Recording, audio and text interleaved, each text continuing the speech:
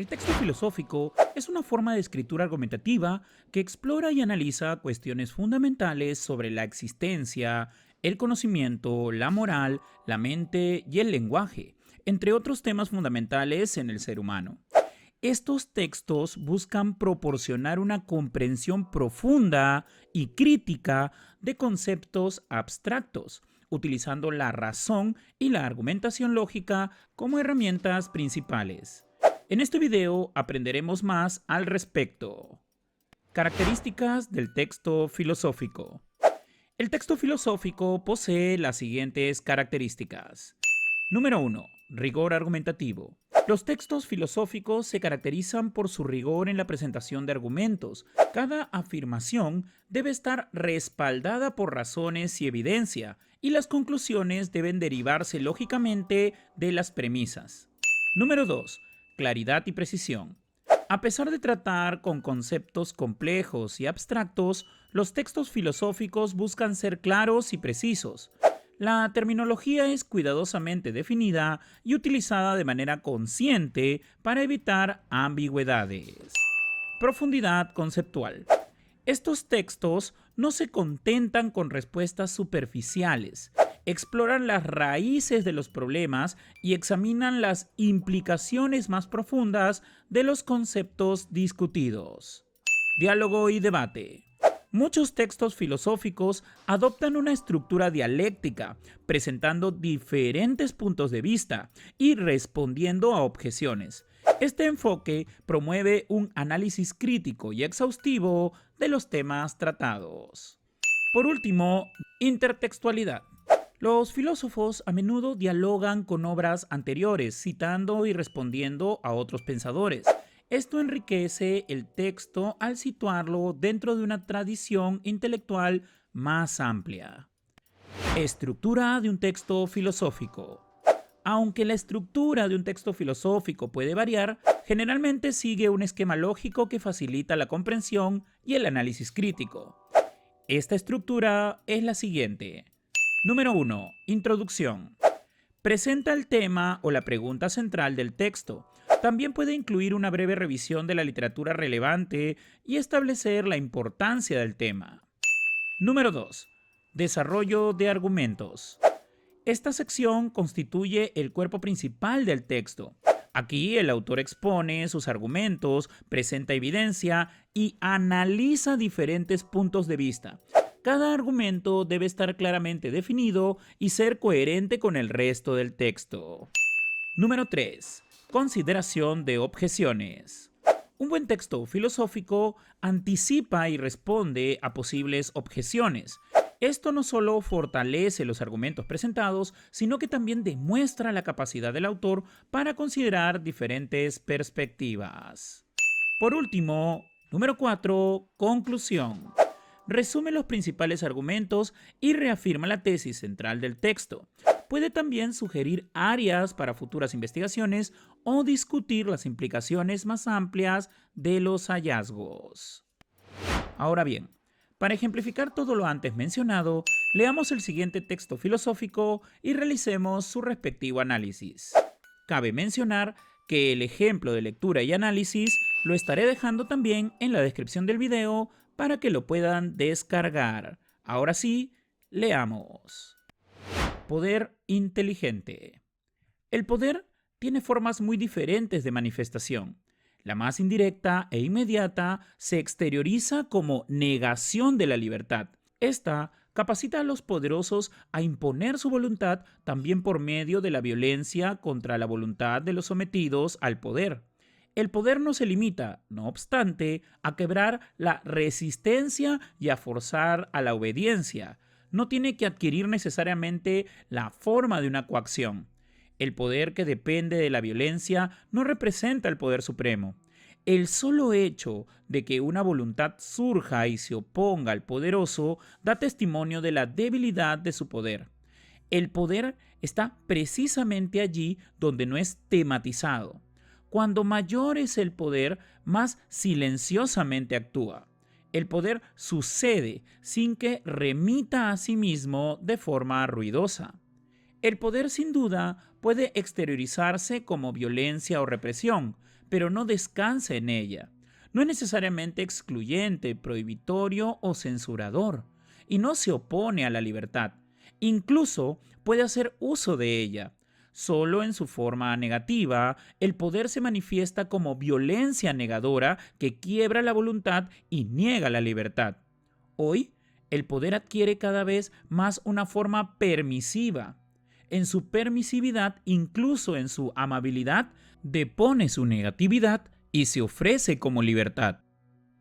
El poder disciplinario no está dominado del todo por la negatividad, se articula de forma inhibitoria y no permisiva. A causa de su negatividad, el poder disciplinario no puede describir el régimen neoliberal, que brilla en su positividad. La técnica de poder propia del neoliberalismo adquiere una forma sutil, flexible, inteligente y escapa a toda visibilidad. El sujeto sometido no es siquiera consciente de su sometimiento. El entramado de dominación le queda totalmente oculto, de ahí que se presuma libre. Ineficiente es el poder disciplinario que con gran esfuerzo encorseta a los hombres de forma violenta con preceptos y prohibiciones. Radicalmente más eficiente es la técnica de poder que cuida de que los hombres se sometan por sí mismos al entramado de dominación. Quiere activar, motivar, optimizar y no obstaculizar o someter. Su particular eficiencia se debe a que no actúa a través de la prohibición y la sustracción, sino de complacer y colmar. En lugar de hacer a los hombres sumisos, intenta hacerlos dependientes. El poder inteligente, amable, no opera de frente contra la voluntad de los sujetos sometidos, sino que dirige esa voluntad a su favor. Es más afirmativo que negador, más seductor que represor. Se esfuerza en generar emociones positivas y en explotarlas. Seduce en lugar de prohibir. No se enfrenta al sujeto, le da facilidades. El poder inteligente se ajusta a la psique en lugar de disciplinarla y someterla a coacciones y prohibiciones. No nos impone ningún silencio. Al contrario, nos exige compartir, participar, comunicar nuestras opiniones, necesidades, deseos y preferencias. Esto es, contar nuestra vida. Este poder amable es más poderoso que el poder represivo. Escapa a toda visibilidad. La presente crisis de libertad consiste en que estamos ante una técnica de poder que no niega o somete la libertad, sino que la explota. Se elimina la decisión libre en favor de la libre elección entre distintas ofertas. El poder inteligente, de apariencia libre y amable, que estimula y seduce, es más efectivo que el poder que clasifica, amenaza y prescribe. El botón de me gusta es su signo. Uno se somete al entramado de poder consumiendo y comunicándose, incluso haciendo clic en el botón de me gusta. El neoliberalismo es el capitalismo del me gusta. Se diferencia sustancialmente del capitalismo del siglo XIX, que operaba con coacciones y prohibiciones disciplinarias. El poder inteligente lee y evalúa nuestros pensamientos conscientes e inconscientes. Apuesta por la organización y optimización propias realizadas de forma voluntaria. Así, no ha de superar ninguna resistencia. Esta dominación no requiere de gran esfuerzo de violencia, ya que simplemente sucede. Quiere dominar intentando agradar y generando dependencias. La siguiente advertencia es inherente al capitalismo del me gusta. Protégeme de lo que quiero. Byung-Chul Han, fragmento extraído del libro Psicopolítica. Bien, ahora vamos a analizar la estructura y contenido del texto filosófico. Número 1. Introducción.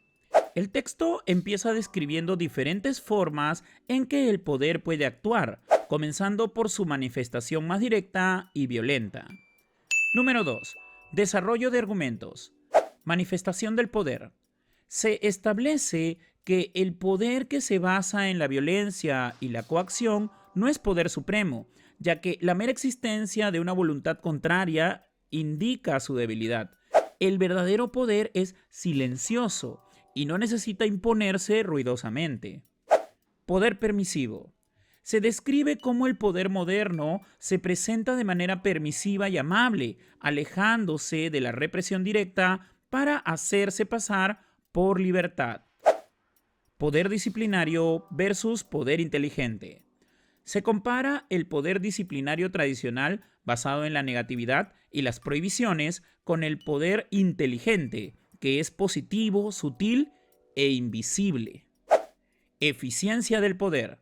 Se argumenta que el poder inteligente es más eficiente porque logra que los individuos se sometan voluntariamente, motivados por el placer y la satisfacción en lugar de la coacción. Poder inteligente y seductor. El poder inteligente dirige la voluntad de los sujetos a su favor, generando emociones positivas y explotándolas en lugar de enfrentarse a ellos. Exploración de la psique. Este poder, el poder inteligente, se ajusta a la psique de los individuos, alentándolos a compartir y comunicar, explotando sus preferencias y deseos para controlarlos sin que se den cuenta. Crisis de libertad. La verdadera crisis de libertad radica en que el poder inteligente no niega la libertad, sino que la explota, transformando la decisión libre en una mera elección entre opciones predeterminadas. Símbolo del poder inteligente. Se menciona el botón de me gusta como un símbolo del poder inteligente que seduce y genera dependencias, diferenciándose del capitalismo coercitivo del siglo XIX. Lectura y evaluación de pensamientos. El poder inteligente lee y evalúa tanto los pensamientos conscientes como inconscientes, dominando al complacer y generar dependencias, sin necesidad de violencia. Número 3. Conclusión.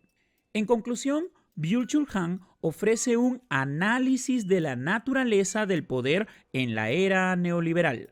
Su descripción del poder inteligente, permisivo y seductor proporciona una perspectiva crítica sobre cómo el poder opera hoy en día, dominando sin recurrir a la violencia directa y explotando las emociones y deseos de los individuos. El texto cumple con las características de un buen ensayo filosófico, combinando claridad conceptual, profundidad analítica y una estructura argumentativa coherente. Como hemos visto, el texto filosófico es un tipo de texto fundamental para explorar y entender cuestiones profundas sobre la realidad y nuestra percepción de ella.